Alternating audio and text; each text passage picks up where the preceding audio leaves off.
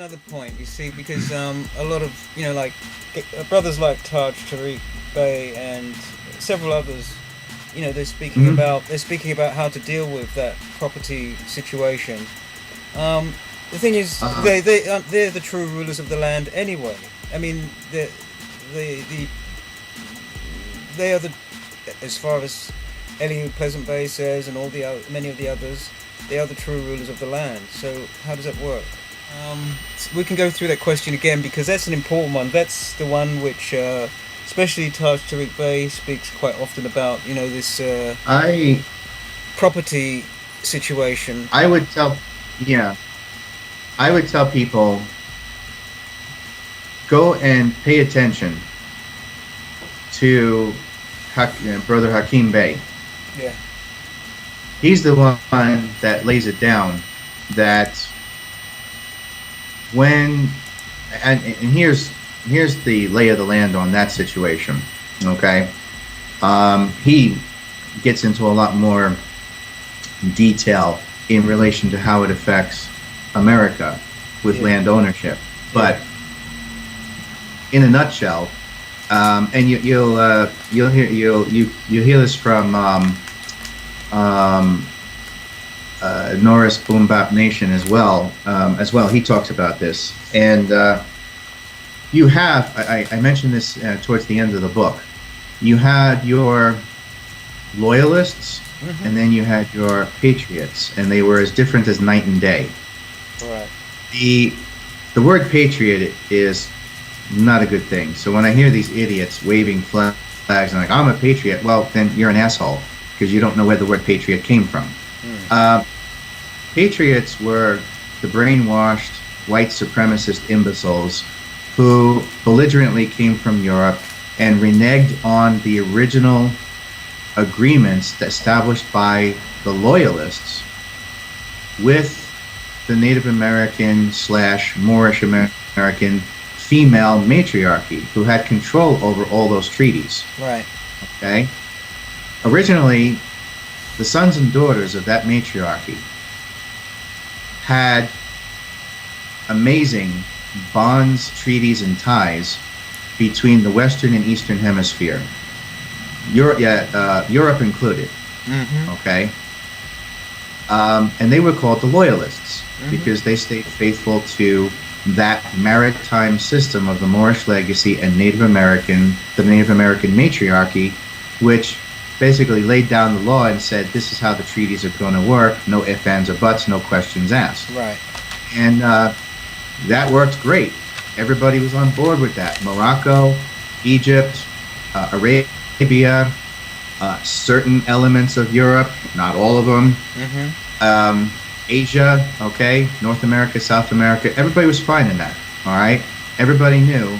I forget the pronunciation of those original Native American mothers in the matriarchy. It's a Kasasuka or something like that. Mhm. But the what happened was a later generation came along from Europe, known as the Patriots. Mhm. The reason they were called Patriots was because they were in it for themselves, for their own profit. They didn't give a shit about the matriarchy. They didn't give a shit about the Moorish legacy. Yeah. They were like, screw the loyalists. I'm in it for myself. And what happened was that created civil war because it was done on purpose by the Chetu regime to once again infiltrate the Western Hemisphere with the Patriots and create all-out economic war and, in some cases, military war between the loyalists, the sons who were loyal to their mothers, and the Patriots who were trying to sucker punch them into betraying their mothers and their Mhm. sisters. Mhm. Okay? This is how the whole damn thing came crashing down. And as such, then the floodgates were opened and the European invasion comes on stronger than ever, Mhm. like a second wave of cancer, and knows damn well that there is no more Moorish, maritime, Native American matriarchy getting in the way. Mm-hmm. So they move in for the kill and do whatever the hell they want. Of course, the infamous phrase is, "Oh, they'll make good slaves." Okay, and in 1492. So that's how that all came crashing down. But the point is, when you listen to Hakim Bey explain it in detail, the point is that the loyalists, it was actually handed off to the loyalists to take care of in partnership and also in like a proxy. Okay, Right. they weren't the real inheritors; they were just a proxy. And the agreement was that when the time came, the Moorish legacy would be back to take back the inheritance. Now the problem is that psychologically, here you have psychological warfare going rubbing up against that, because you got the Greys, the Chetu regime, saying, "No, screw that. We're taking everything. Yeah. We don't give a damn about your Temple of Solomon or your female matriarchy or your Moorish legacy. We don't give a damn about your treaties. We have it now, and you're going to have to take it from us by force." Yeah. But there's a loophole to that.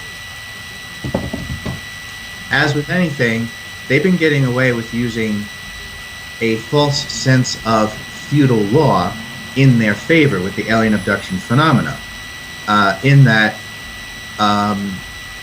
as long as you keep the slave asleep, the slave will never know its true inheritance. Yeah. And the problem is that 20% of us know what's going on, but the other 80% is still walking around in a coma. And the simple task of it is to wake up the other 80% to the true legacy. And once that would happen, we're not just talking about America now. Now we're talking about the whole entire damn solar system. Yeah. Okay? How would that react? How would that have a... what would happen how is would that have by an effect? Yeah, go on. Sorry. yeah, by feudal law and by inheritance of blood, Yeah. the bad guys would have no choice but to go packing. Right. And if they resisted in military force, at that point, the benevolent factions would step in and serve as a barricade between us and them and force them to leave. But they're not going to do that until the human race wakes up. There's no point in doing anything for a slave mentality that wants to constantly blame an invisible God for all of its problems.